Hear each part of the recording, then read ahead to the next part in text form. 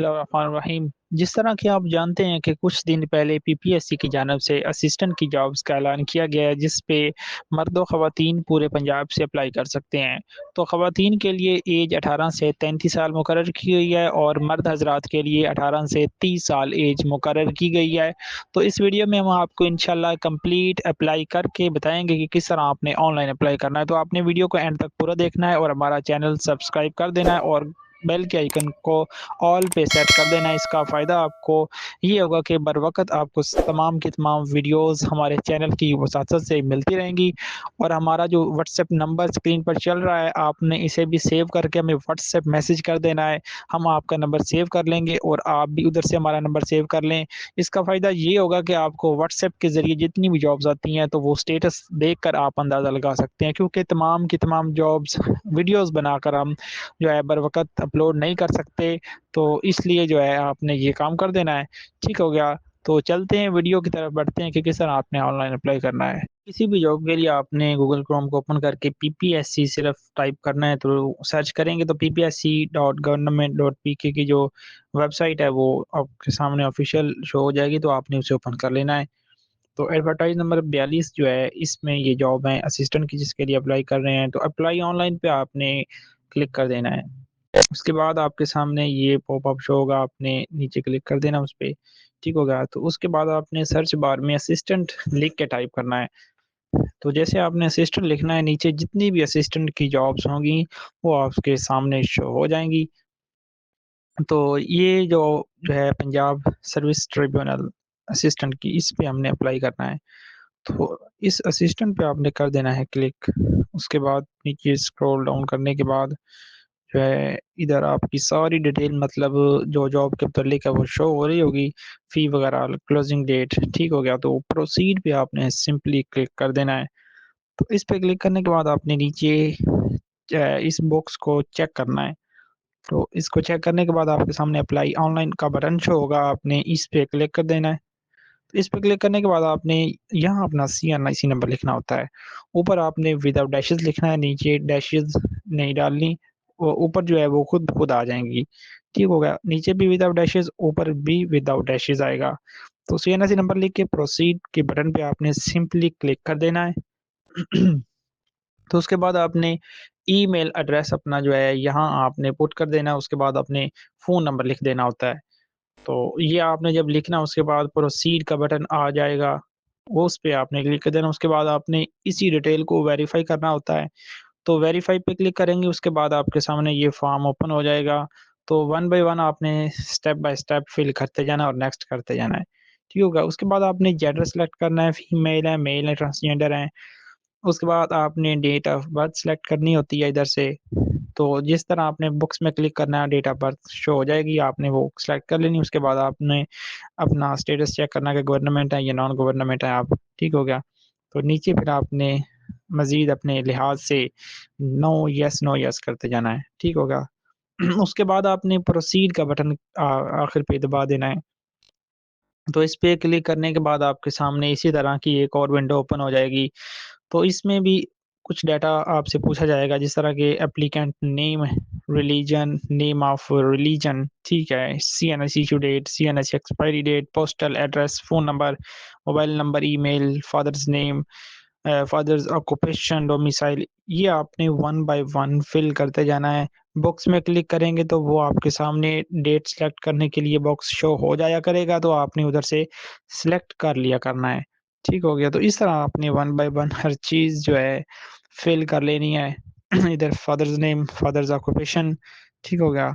तो इसमें से आप अपना जो है बिज़नेस ऑक्यूपेशन वगैरह सेलेक्ट कर सकते हैं। इधर से आपने डोमिसाइल डिस्ट्रिक्ट सेलेक्ट कर लेना है, जो जिस जहाँ से ना डिस्ट्रिक्ट का आपका बना हुआ है डोमिसाइल, ठीक होगा? उसके बाद आपने जो है ये पहले तो आपने चेक कर लेना है, हमारा जो कि अभी सरगोदा है, तो हम सरगोदा को तलाश करके सेलेक्ट कर लेंगे। तो उसको सेलेक्ट करने के बाद आपने डोमिसाइल इश्यू डेट लिखनी होगी इधर। तो ये डोमिसाइल के टॉप पे इश्यू डेट लिखी होती है हर किसी डोमिसाइल के, तो वो आपने देख के इधर से सिलेक्ट कर लेनी है। उसके बाद मैरिटल स्टेटस आपने इधर से देख लेना है, ठीक हो गया? सिंगल है या मैरिड है। Convicted by a government court martial, तो नो कर देंगे। तो यानी कि फिर इधर आपने फिर आगे जो है येस नो अपने हिसाब से करते जाना है। Do you have any relative working, अगर अगर वो है आपका तो येस वरना नो, ठीक है ना? फिर उसकी डिटेल बतानी होगी। नीचे देखते जाएँ और करते जाएँ। नीचे ज़्यादातर डॉक्टर्स की डिटेल है, इधर जो फॉर्म में ओपन है आपके पास, तो उसे आपने इग्नोर कर देना है। तो उसके बाद फिर जो है आपने यहाँ से देखना है अपना टेस्ट सेंटर, जो आपके नज़दीक तरीन सिटी है आपने वो सिलेक्ट कर लेना है। तो उसके बाद आपने सेव इन्फॉर्मेशन पे क्लिक करना है। सेव इन्फॉर्मेशन पे क्लिक करने के बाद आपके सामने जो है एक और फॉर्म ओपन हो जाएगा। पहले तो ये आपके सामने personal information has been added successfully का ऑप्शन आ जाएगा। तो इसके बाद आपने आपके सामने ये जो है पीएसआईडी शो हो गई है, आपने इसे कॉपी करके ईज़ी पैसा या जैज़ कैश से पे कर देना है। तो हम आपको अभी पे करने का तरीका बताते हैं कि किस तरह आपने फ़ी ऑनलाइन पे करनी होती है, ईज़ी पैसा या जैज़ कैश से। ठीक हो गया? तो इसकी एक्सपायरी डेट 21 नवंबर तक होती है, यानी कि है जो मैंने अभी जनरेट किया। तो हमने फ़ी पे कर ली है, उसके बाद जो है इधर आपने अपनी पिक्चर करनी है और आगे जो है चूज़ फ़ाइल पे क्लिक करके आगे सीएनआईसी जो आपका होगा वो आपने उसकी फ्रंट साइड अपलोड करनी है। तो हमने वन बाय वन ये अपलोड कर दी है। उसके बाद आपने ऐड ऐड पे क्लिक करके अपनी एजुकेशन, मैट्रिक, इंटर और बीए, बीएससी, सीबीएस वगैरह ये आपने दे देनी है, यानी कि पुट करके आपने प्रोसीड करना है। तो ये नीचे बने हुए हैं सेट नंबर, यहाँ से लोग काफ़ी पज़ल हो जाते हैं। तो ये बेसिकली ये है कि सेट नंबर 1 में अगर आपने मैट्रिक और इंटर के बाद बीए किया है तो वो सेट नंबर 1 के क्राइटेरिया में आएगा। इसी तरह अगर आपने मैट्रिक, इंटर के बाद बीएससी की है तो वो सेट नंबर 2 के क्राइटेरिया में आता है। और अगर आपने मैट्रिक और इंटर के बाद बीएस किया है तो वो सेट नंबर 3 के ज़ुमरा में आएगा।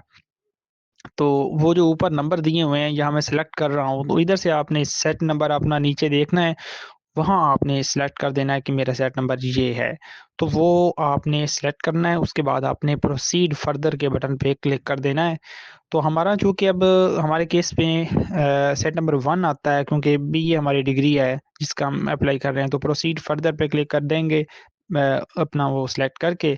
उसके बाद आपके सामने ये विंडो ओपन हो जाएगी। आपने थोड़ा-सा स्क्रॉल डाउन करके फॉर्म को जो है यहाँ से आपने मैट्रिक वो जो है सबसे पहली डिग्री आपकी होगी क्योंकि तो मैट्रिक आपने करके उसके बाद बोर्ड या यूनिवर्सिटी सिलेक्ट कर लेना है।